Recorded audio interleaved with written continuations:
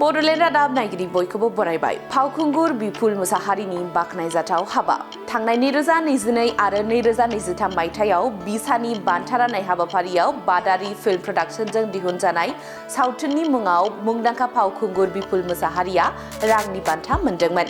बे बान्था मोननायखौ लानानै बान्था मोननाय रांजों गावनि गामि एबा चिरां जिल्ला गुरुबासा ओनसोलनि गोरिब सुबुंफोरनो गांसे गांसे गुदुं कम्बल राननानै होयो।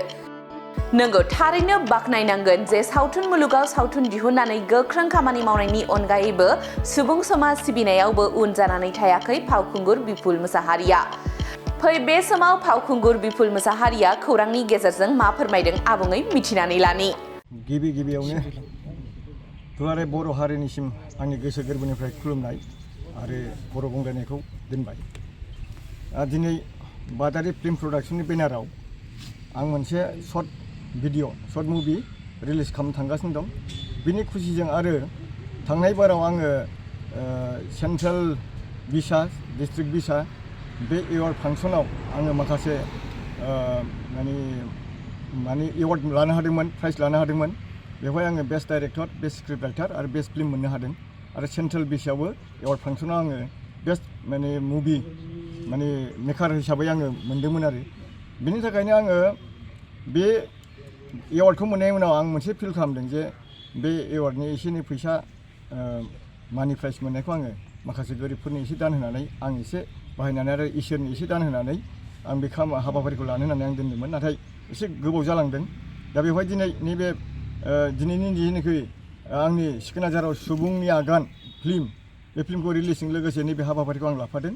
जाहाथे नैबे बर'दिनखौ लोब्बा लाखिनानै जोंनि ओनसोलाव गोरिब जायनाखि मानसिफ्रा कम्बल गांसेबो बायनो हायै बेबादि थासारिनि मानसि दङ।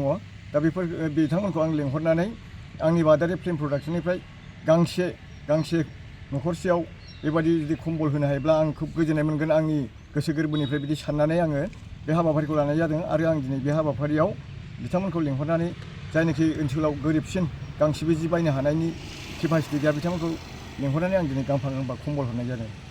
नोंथां बायदि गोबां आं खावलायनो सानो जेनाखि जोङो बर' हारिया गेरेमसा हारि दानायनि सिमांनि बाथ्रा बुंबाय थायो। दा गेरेमसा हारि दानो थाङोब्ला जों गावजों गाव मेन अनलायनायखौ लाबोग्रोनांगोन। मा होनो बेखौ गोजोन सान्थि थायोब्लासो हारिया जौगायो आरो गावजों गाव अनलायनाय थायोब्लासो जों खौसेथियाव फैयो।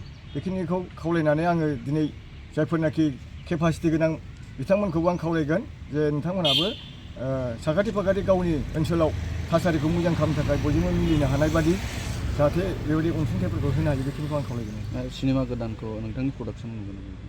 सिनेमा गोदानखौ आङो बादारि फिल्म प्रडाक्सन मोनसे इउटुब चेनेल दं। बे इउटुब चेनेलाव दाहाय बेलासिनि 5टासोआव नुनो मोनगोन। बेखिनिखौ आं आपल'ड खालामगोन होननानै रायजोफोरनो आं मिथिहोदों। Thank you.